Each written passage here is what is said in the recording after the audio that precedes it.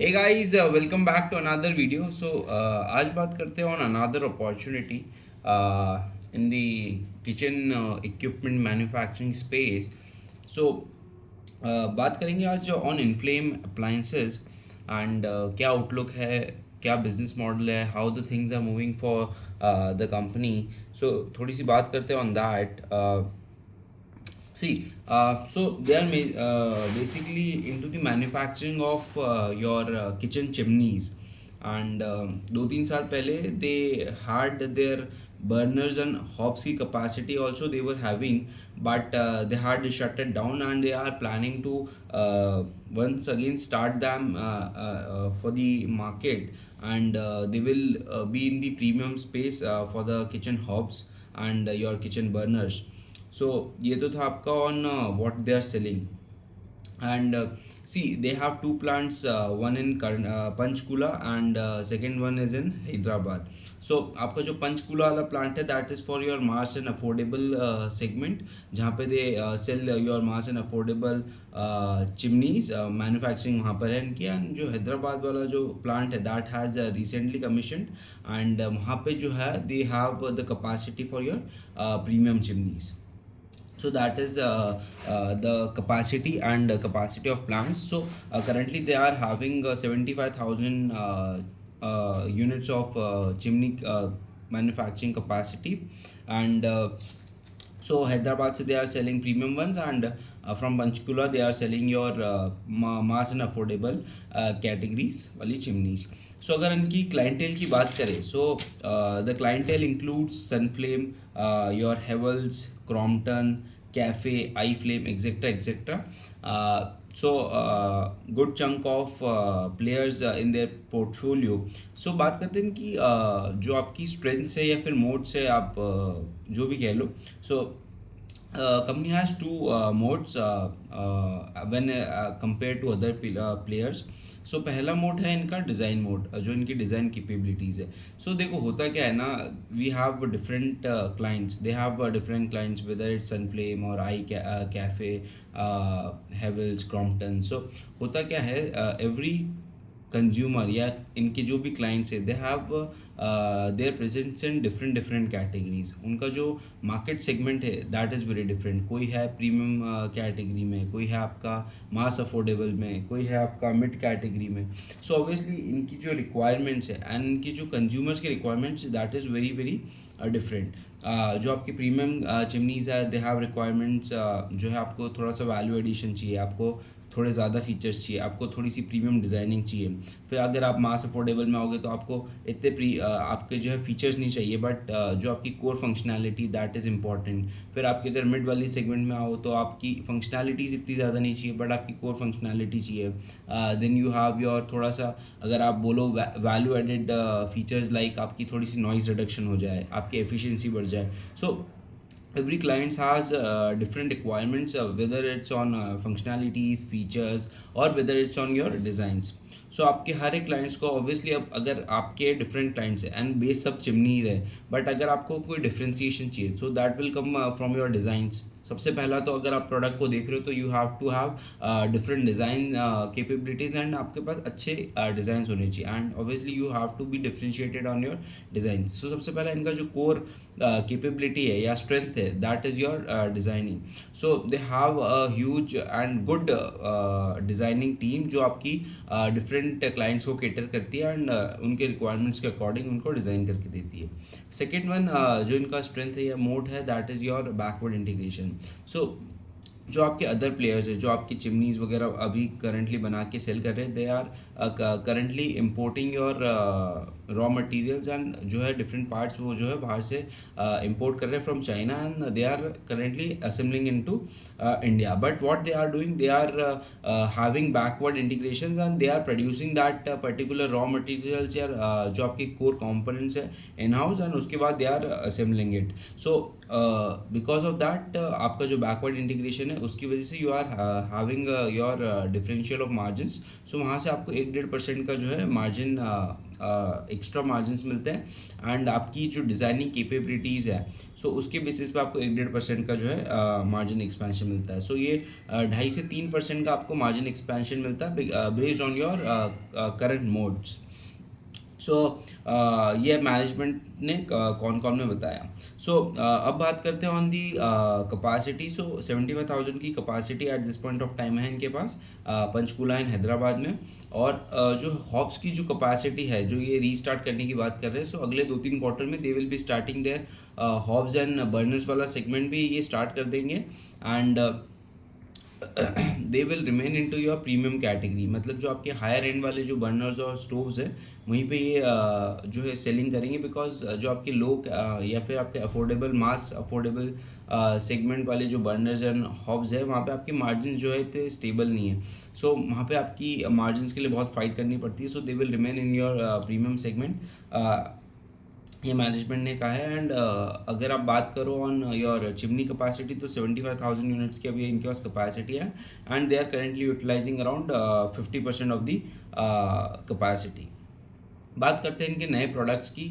सो chimneys अभी दे are doing आपका जो है hobs and burners that will be they will be starting soon. They are also doing your deep freezers and wine chillers. So wine chillers and deep जो features होते हैं आपके they are doing that also, they have entered that market also.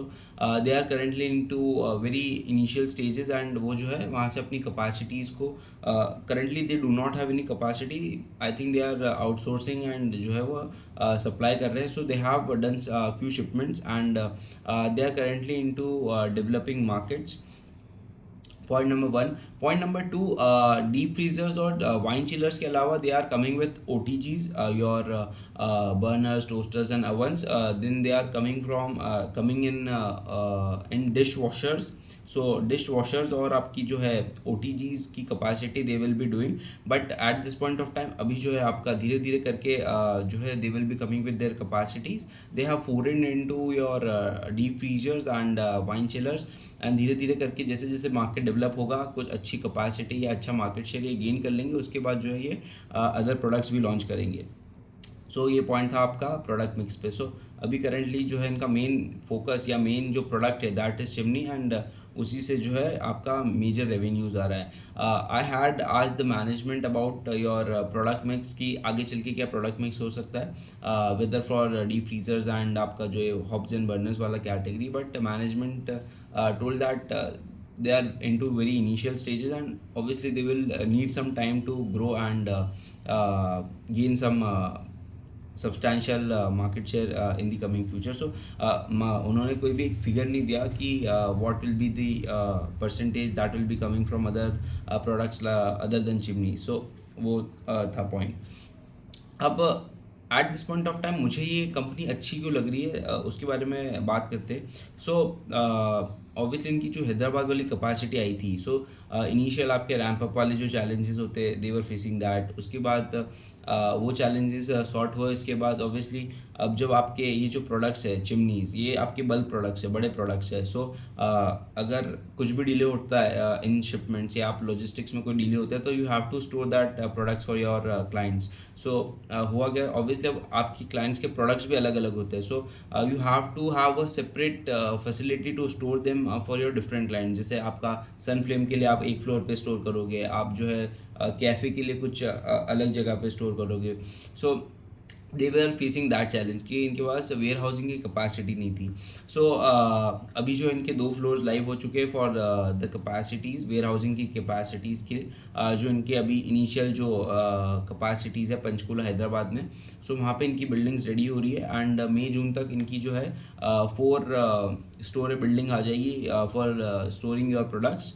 So that was the update on that. And जो आपकी where housing वाली जो problem इनको face हो रही थी कि ये अपना जो प्रोडक्ट बना तो रहे थे पर रखने की जगह नहीं हो रही थी इनके पास। So obviously they were not able to manufacture more and उसकी वजह से आपकी जो है ग्रोथ हैम्पर हो रही थी। But those challenges are now resolve and things are moving in the right direction and now they are focusing on manufacturing a lot more capacities because अब इनके पास रखने के लिए जगह है।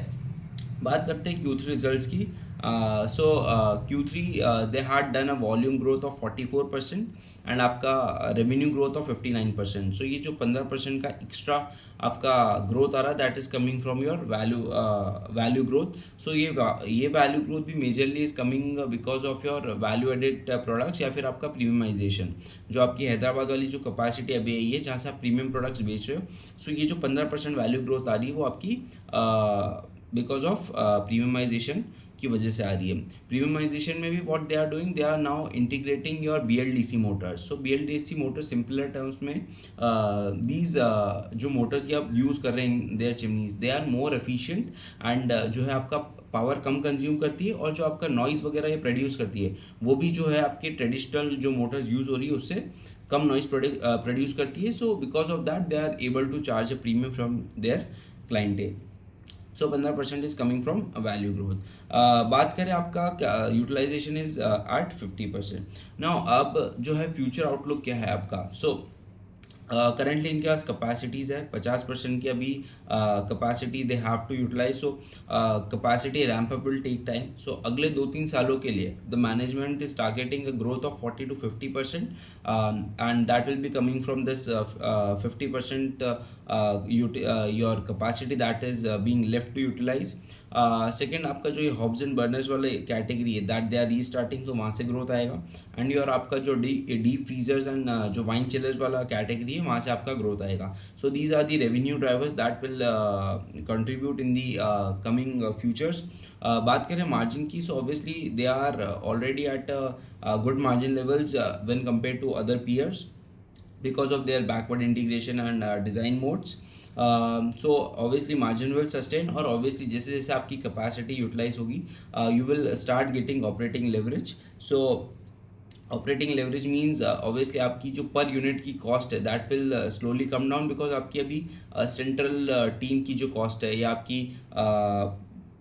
योर कंपनी कॉस्ट आर जैसे आप 10,000 यूनिट्स बना रहे हो एंड अगर आपकी कॉस्टिंग आ रही है 10,000, सो आपकी पर यूनिट कॉस्ट 1 रुपये आ रही है। And when you are producing same if you are producing 20,000 units in the same 10,000 rupees की कॉस्ट, सो आपकी अब जो कॉस्ट है वो आपकी हो गई 10,000 रुपीज़ डिवाइडेड बाय आपका 20,000। सो आपकी 0.5 रुपीज़ की कॉस्टिंग हो गई पर यूनिट। सो जैसे जैसे आपकी जो है ये यूटिलाइजेशन विल इंक्रीज, आपकी you will start getting operating leverage, तो आपके मार्जिन एक्सपेंशन होंगे। But we have to see because obviously आपकी जो बर्निंग वाली कैपेसिटी आ रही है यहाँ पे आपके इनिशियल चैलेंजेस होंगे।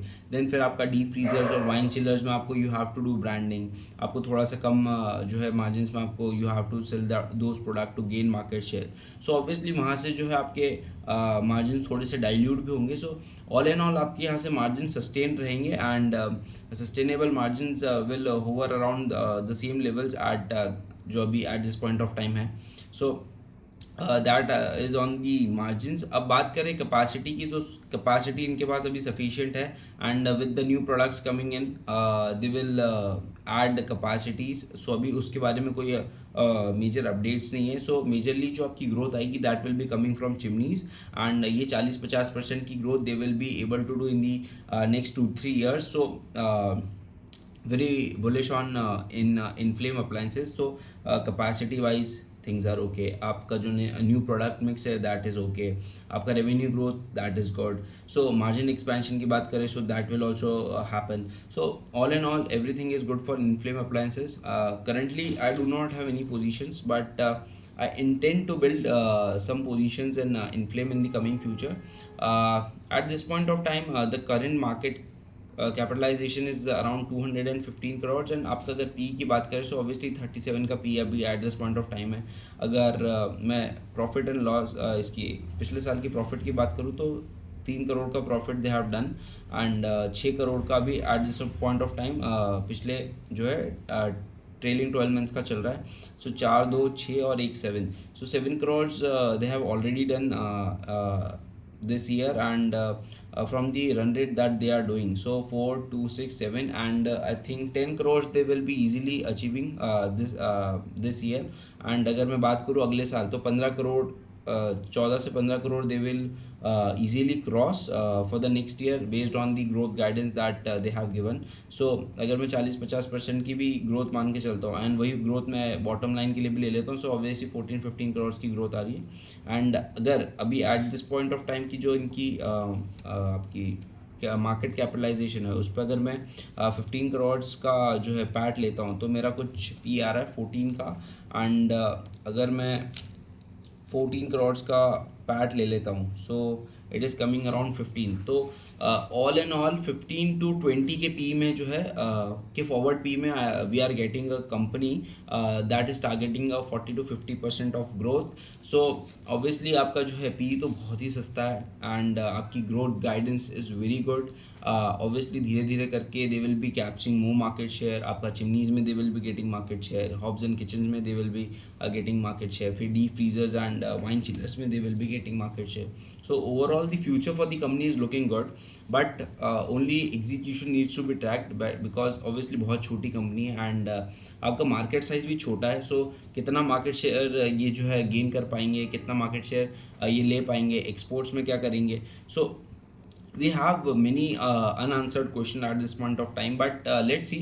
धीरे धीरे करके पोजीशन क्रिएट करूँगा, but I am waiting for one more quarter to see their result because मैंने अभी रिसेंटली जो है कंपनी को ट्रैक करना स्टार्ट किया है एंड जो है इनका रिजल्ट्स तो अच्छा था, पिछले क्वार्टर ही अच्छा था, उसके पीछे Q1 या Q2 was not that good and जो आपका ये challenges they were facing, but Q3 से challenges are getting resolve and एक quarter all I will be waiting. Q4 के बाद आई विल डिसाइड कि क्या करना है, whether to add a small chunk in my portfolio, yeah, I should avoid it. So at this point of time things are looking good. Company is moving in the right direction. नए नए products ला रही है, अपना जो है total addressable market है उसको expand कर रही है. सो यही था मेरा take on Inflame. Things are looking good. एक अपॉर्चुनिस्टिक बेट है. ऑब्वियसली एक narrative you have all heard about, that is your manufacturing capabilities that India is going to have in the coming decade. So obviously उसमें जो है आपका Inflame appliance is a very strong candidate because obviously chimneys very less households in India have chimneys at this point of time. And obviously धीरे धीरे करके जैसे जैसे आपकी पर कैपिटा इनकम इंक्रीज होती है, आपके लाइफ स्टाइल इम्प्रूव होते हैं, so you will have chimneys in your home and so a huge market opportunity and Inflame is one of the player in the entire your mass affordable also and your premium segment also.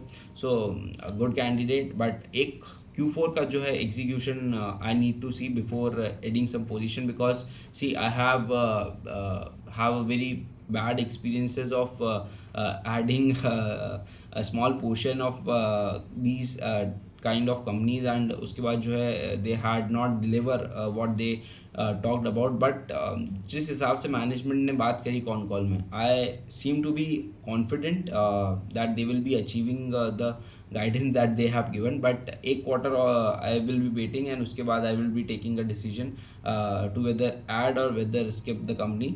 So yeah, that was the update on Inflame and soon I will be posting more companies that are doing good and there is a good opportunity for them to grow. So yeah, that's it from my side today and we'll be meeting in the next video. Till then, bye, take care.